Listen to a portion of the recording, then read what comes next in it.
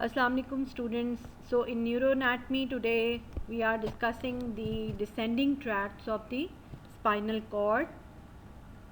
Learning objectives of today's lectures are that by the end of this lecture the students should be able to name the descending tracts of the spinal cord, can describe the upper and lower motor neurons, can explain the origin, pathway and termination of the corticospinal tracts, can give the origins, pathways and terminations of the reticulospinal tracts, tectospinal tracts, rubrospinal tracts, vestibulospinal tracts, olivospinal tracts and descending autonomic fibers. So stimuli from the outer environment are conveyed to the nervous system by the peripheral nerves and then through the ascending tracts. And in the nervous system, the messages are analyzed, combined, compared and coordinated by a process called integration. Now after being sorted out, messages are conveyed by nerves to the muscles and the glands of the body. Now the nervous system expresses itself visibly through muscles and glands, making muscles to contract or relax and glands to secrete or not to secrete their products. So this action is conveyed by the descending tracts from the higher centers. Now in this the neurons in the descending tracts, they consist of the motor neurons situated in the anterior gray horn column of the spinal cord. You can see here. Now the motor neurons which are lying in the anterior gray column of the spinal cord send axons to innervate the skeletal muscles through the anterior roots of the spinal nerves. You can see here. These motor neurons are sometimes referred to as lower motor neurons and they constitute the final common pathway to the muscle effectors. The lower motor neurons are constantly bombarded by the nervous impulses that descend from the medulla, pons, midbrain and cerebral cortexes, as well as those from that enter along the sensory fibers from the posterior roots. The nerve fibers that descend in a white matter from different supraspinal levels centers are segregated into nerve bundles called the descending tracts. So these are the descending tracts. These supraspinal neurons and their tracts are sometimes referred to as upper motor neurons, and they provide numerous separate pathway that can influence the motor activity. So motor activity is by the lower motor neurons that are located in the anterior gray horn of the spinal cord, that is given to the muscles or the glands,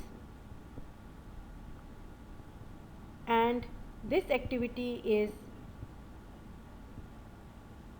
modified by the higher centers, controlled from the higher centers which come in the descending tracts. So motor tracts can be functionally divided into two major groups, pyramidal tracts and extrapyramidal tracts. The pyramidal tracts originate in the cerebral cortex, carrying motor fibers to the spinal cord and the brain stem.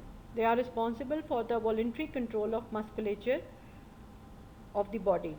Now extrapyramidal tracts, these tracts originate in the brain stem, carrying motor fibers to the spinal cord. They are responsible for the involuntary and automatic control of all musculature such as muscle tone, balance, posture and locomotion. First of all, the pyramidal tracts derive their name from medullary pyramids of the medulla oblongata through which they pass.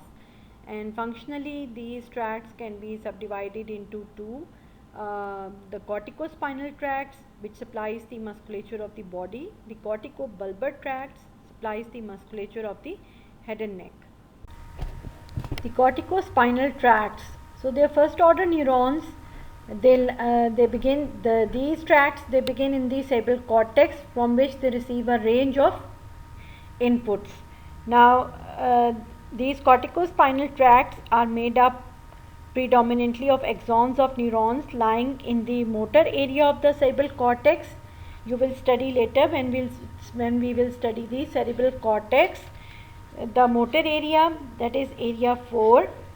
Some fibers arise from the premotor area, that is area 6, and some from the somatosensory area, area 3 and 2. So a few fibers arise in the parietal cortex.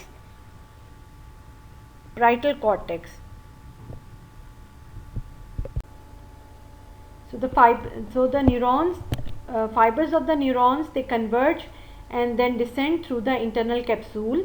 The internal capsule is a white matter pathway located between the thalamus and the basal ganglia.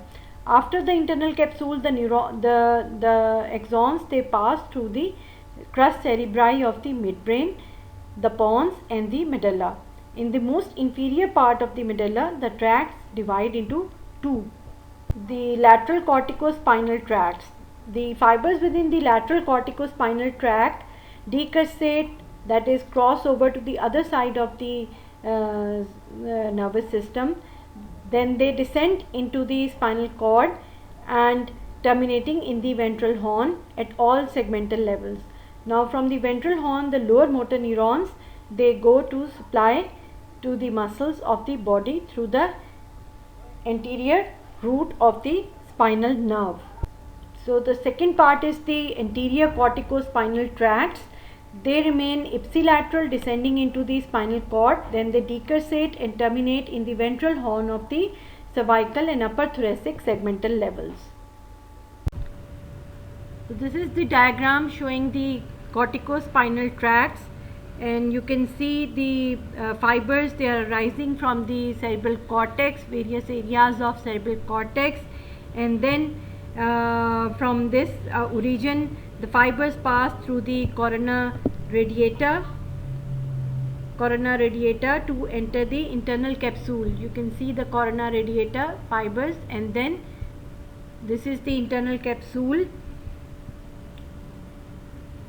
and here in internal capsule they lie in the posterior limb of the internal capsule. After passing through the internal capsule, the fibers enters the crus cerebri of the midbrain, then in the pons, and then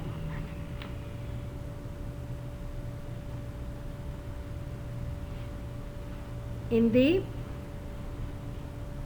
upper part of the medulla. They enter in the pyramids in the upper part of the medulla. You can see here the pyramid. Near the lower end of the medulla, about 80% of fibers, they cross to the opposite side. The crossing fibers of the two sides constitutes the decursation of the pyramids. The fibers that have crossed in the medulla enter the lateral funiculus of the spinal cord, and they descend as lateral spinothalamic tracts. Fibers of this tract terminate in the grey matter at various levels of spinal cord. Most of them end by synapsing with the internuncial neurons, and then the internuncial neurons carry impulses brought by the fibers of the tract to the ventral horn cells. Now some fibers, they do not cross and they descend in the anterior funiculus, and then again they make synapse with this internuncial neuron, and in turn make synapse with the ventral horn cells.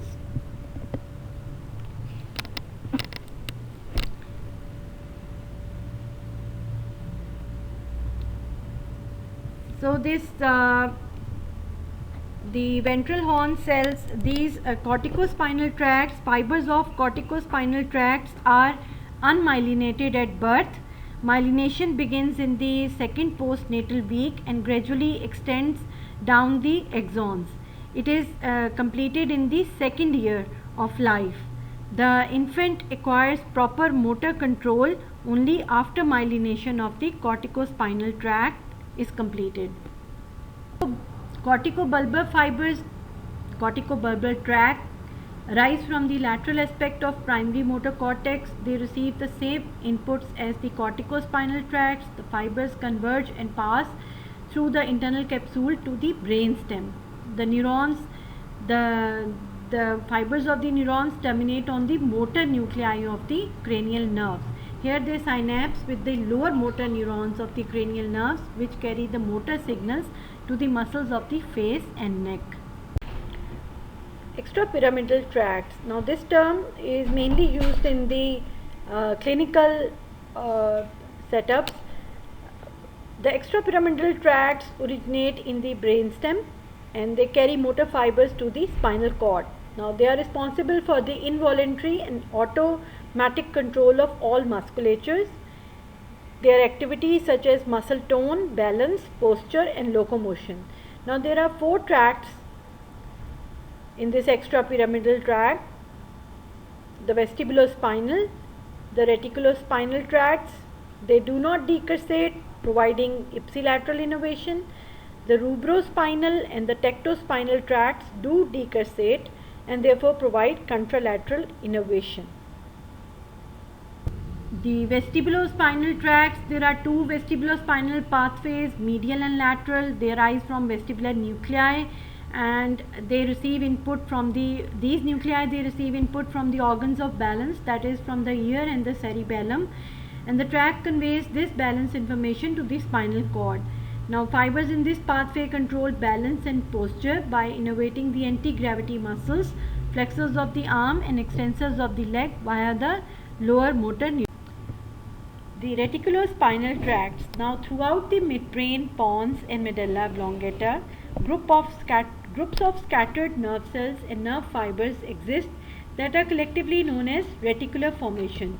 Now from pons, these neurons send axons which are mostly uncrossed down into the spinal cord and they form the pontine reticulospinal tract or medial reticulospinal tract.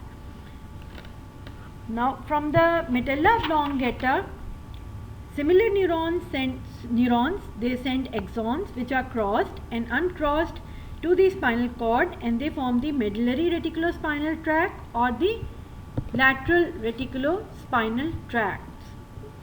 The reticulospinal fibers from the pons descend through the anterior white column, while those from the medulla oblongata descend in the lateral white column. Now both sets of fibers enter the anterior grey columns of spinal cord and may facilitate or inhibit the activity of alpha and gamma motor neurons. By these means, the reticulospinal tracts influence voluntary movements and reflex activity. The reticulospinal fibers are also now thought to include the descending autonomic fibers. The reticulospinal tracts thus provide a pathway by which hypothalamus can control sympathetic outflow and parasympathetic sacral outflow. So here you can see this is the section of pons and this is the pontine reticular formation, and fibers from here are descending uncrossed to the spinal cord in the anterior funiculus and then they are making synapse with the ventral horn cells. This is the medullary reticular formation and you can see some fibers are uncrossed and some fibers are crossed and they are descending to the various levels of spinal cord and in the lateral funiculus and then making synapse with the ventral horn nuclei. The rubrospinal tracts originate from the red nucleus which is situated in the tegmentum of the midbrain at the level of superior colliculus. The axons of neurons in this nucleus cross the midline at the level of the nucleus and descend as rubrospinal tract through the pons and medulla oblongata to enter the lateral white column of the spinal cord. The fibers terminate by synapsing with internuncial neurons in the anterior grey column of the spinal cord. The neurons of the red nucleus receive afferent impulses through connections with the cerebral cortex and the cerebellum. This is believed to be an important indirect pathway by which the cerebral cortex and the cerebellum can influence the activity of alpha and gamma motor neurons of the spinal cord. The tract facilitates the activity of flexor muscles and inhibits the activity of the extensors or anti-gravity muscles. Now these are the rubrospinal tract and you can see here rising from the red nucleus, and the fibers decursate at the level of nucleus to the opposite side, and then they descend through the pons and medulla oblongata to the spinal cord and they synapse with the internuncial neurons in the anterior gray column of the spinal cord. Now the fibers of this tract, the tectospinal tract, they arise from the neurons in the superior colliculus of the midbrain.